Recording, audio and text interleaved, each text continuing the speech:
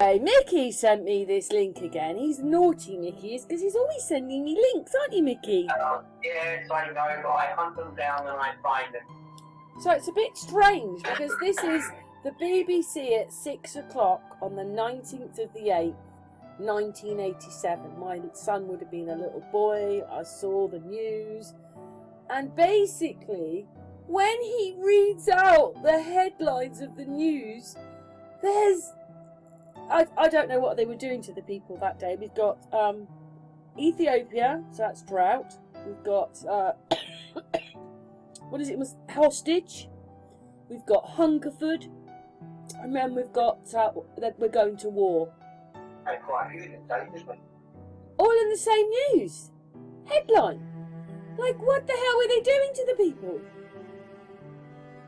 Yeah. Anyway, shall we hear that headline, Mickey? Yeah, please. Again, yeah. Okay. American warships are escorting more tankers up the Gulf to Kuwait. Convoy left under the cover of darkness, but the ships are being shadowed by Soviet and Iranian gunboats. A hostage comes home. Charles Glass is back in Britain and with his family. Rudolf Hess, he died from asphyxiation. He left a suicide note. Sri Lanka wants Britain's SAS to help protect its president. Also tonight, famine, and the fear that it might be about to happen all over again in Ethiopia. The market town of Hungerford in Berkshire is sealed off by armed police tonight. At lunchtime in the town's high street, which was crowded with market day shoppers, a man armed with an automatic rifle went berserk. According to the Chief Constable of Thames Valley Police, at least 9 people have been killed and 14 injured. The majority were shot in the high street. The gunman arrived here in Hungerford. He opened fire on people more or less at random. When I got there, there was an ambulance backing into the drive fast, which had been fired upon. And one of the women was holding herself, the ambulance woman, but I'm not sure if she was shot. The other one was saying she was, but she wasn't shot. So we ended up in a communal room.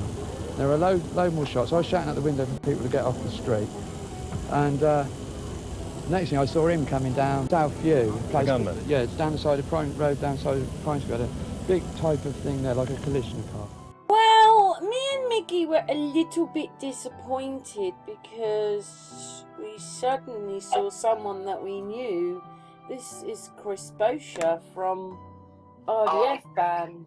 He's quite young there, but you said they started RDF in 1987. Is that right? Yeah, same year. It's very strange that he's on the news telling them everything. Yeah.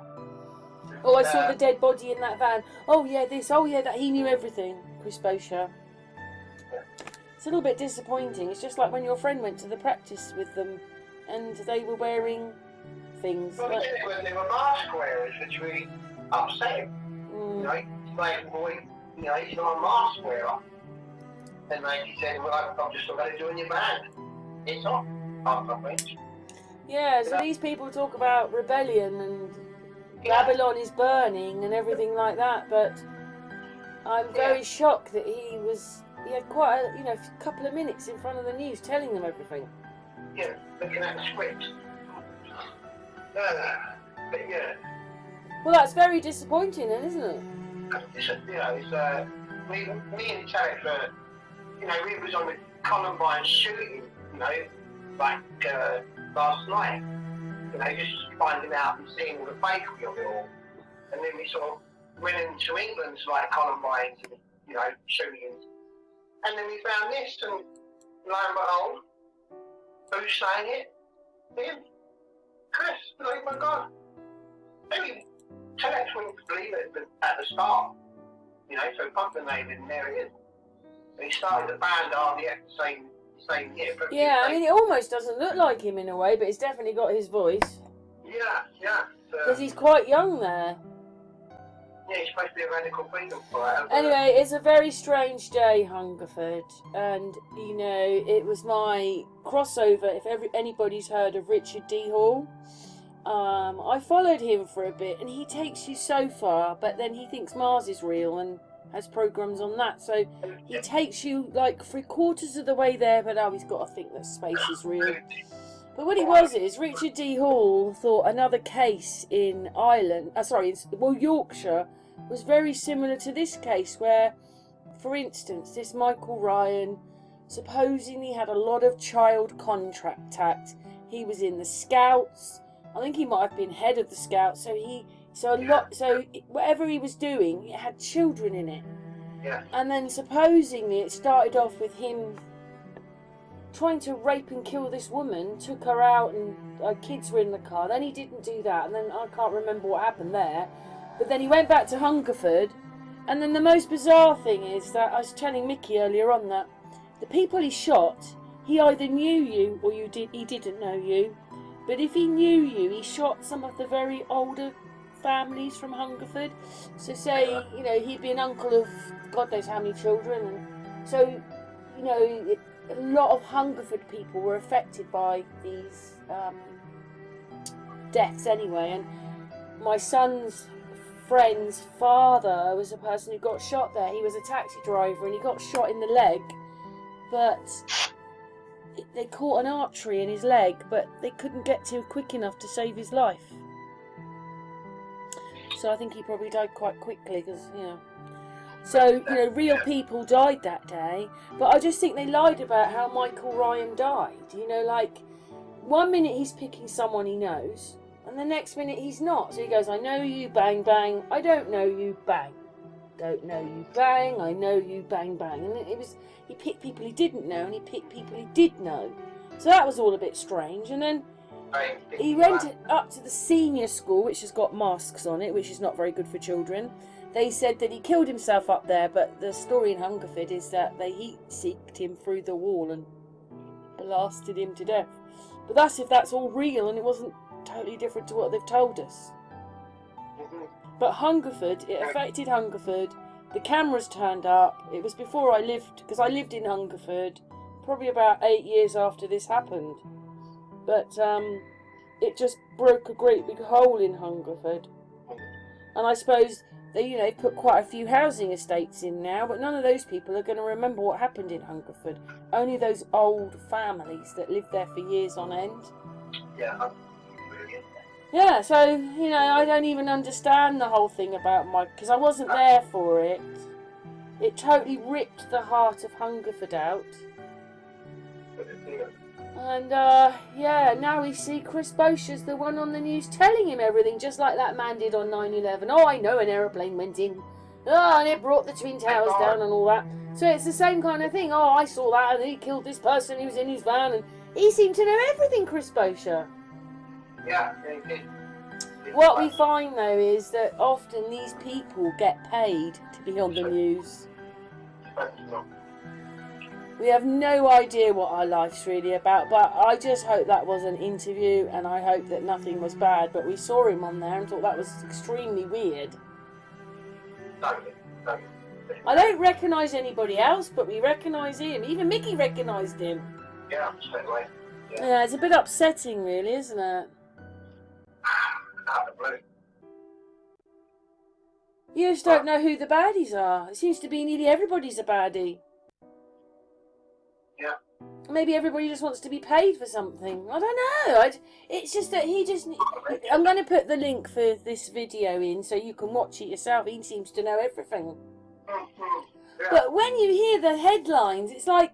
I think that if I watch this then... Because I obviously had little children then. Maybe I just didn't want... If I listen to this news headline, I think I'm going to gas myself. It's just so horrible. Death, famine... hostages, wars. It's like, oh my god, this is going on every day. I thought today was bad enough. The channel be on a lockdown. Yeah, but I thought what they did to us today was bad enough, but it looks almost worse on that news. Yeah. Well, let's just hope, Mickey, because it is disappointing to see him on that. Could have just been one of those things. Let's just hope that Chris Bosher is a good man. Yeah. But everything we see when we see these people on there, it's not good, is it? He's changed quite a lot, to be honest. Yeah, he has. Like, I mean, it's his voice that gives him away, because you can't get rid of that voice he's got. But I never knew it. I don't know if I knew him that young. Obviously, that's before I got there. But he was kind of in my circle of friends. Like, everybody knew him. I might not have met him yet, but this guy lived in Hungerford. Yeah, Well, let's just hope he's all a goodie, and you know, that's just, unfortunately, he was just, I don't know, but he just seems to know everything, and we know what that usually means. Yeah. Very disappointing. Yeah. But like you say, let's hope not. Well, thanks for that link, because Mickey spends his life scouring YouTube. He wants to find that video, don't you? Yeah. Exposed then. But you said that you were watching it with Telex or something, and you saw Yeah, it. because we were talking about Columbine, and we were looking at all the fakery, all the fucking, pardon my French, the dumbs, looking at the dumbs and that. You know, it's just divinity. So what did Telex say when you saw it? What did Telex say? He was saying the same as what we're saying. Exactly the same. You know, he's like gobsmacked and like, what, you know.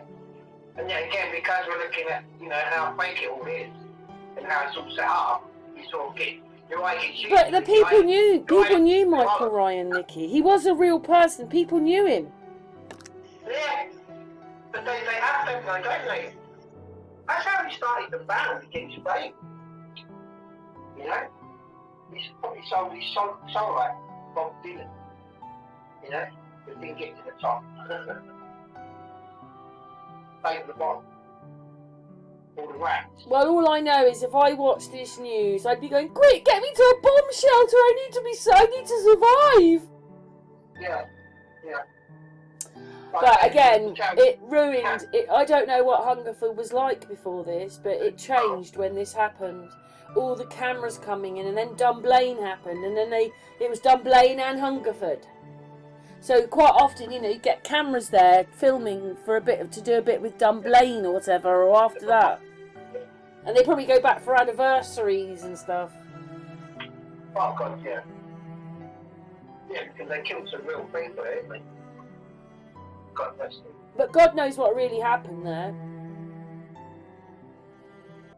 We'll never know the truth because they don't want us to know. But it's so strange. It's very like the person the story up in Yorkshire. That one was this guy who was entrusted with children. You know, they used to say, "Oh, can you look after my kids?" He didn't have any kids. This person, but everybody. He was a taxi driver. But everybody, "Oh, can you look after my kids?" And he did. So everybody entrusted him with children. And then this day he went on a rampage. He killed his brother, and then the police chased him, and then he killed himself. But I don't believe that. I believe it's always opposite of what they say. But what happened was, at the same time, there was a water issue going on with the one, you know, like we have Thames Water here, whatever one it is up there in Yorkshire. And there was a solicitor fighting a case. And that solicitor died that day, and the cover-up was this story about this taxi man killing people in Yorkshire. But of course, it killed this is what Richard D. Hall reckoned.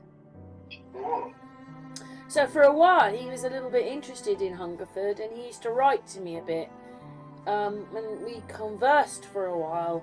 But then I tried to tell him about Flat Earth, and he said, you're an idiot! But I said to him, well, why is it the picture you shows Flat Earth? He just didn't want to know, and I thought a man that would have been, you know, he went to things, he questioned the Prime Minister of the day, and, you know, he did all these things. Imagine how many people would have laughed at him and poo-pooed him down, but he was well prepared to do it to me. So I was so disappointed that he would do that. I haven't spoken to him since. Because I looked up to Richard D. Hall, but I even went to one of his speeches, you know, like he was still wherever it was. Can't remember now. I went with a friend. But once you do that to me, you know, I spent money on going to see him, and all he could think of was I was an idiot. Yeah, I was an idiot going to watch him. But, yeah, for a while he was interested in Hungerford. Because he felt it was... The people that were killed, that's Michael Ryan and the other guy, it was all set up. But people did die in Hungerford, so I just don't think they care about casualties, do they? They have to be all right, don't they? So where did if Michael Ryan's a real person, where did he go? You know, they shot him. They say that to ease the people, don't they? So they're happy. Oh, they caught them after. Well done. No, he was supposed to have shot himself, but that's not what Hungerford said. They said the police got him through the, you know, they heat-seeked him and then killed him. But that's if that's correct, because, you know, we're the last ones to know the truth. But anyway, should we finish our video now, because we've gone on for a little bit? Yeah. Well, let's just hope Chris Bosher is a good man, not a bad man. Yeah. Yeah. Watch this. Yeah. Anyway, thanks, Mickey. Thanks for another riveting video that you sent me. Yeah, sorry to shock you. Yeah, thanks, Mickey. Bye, love.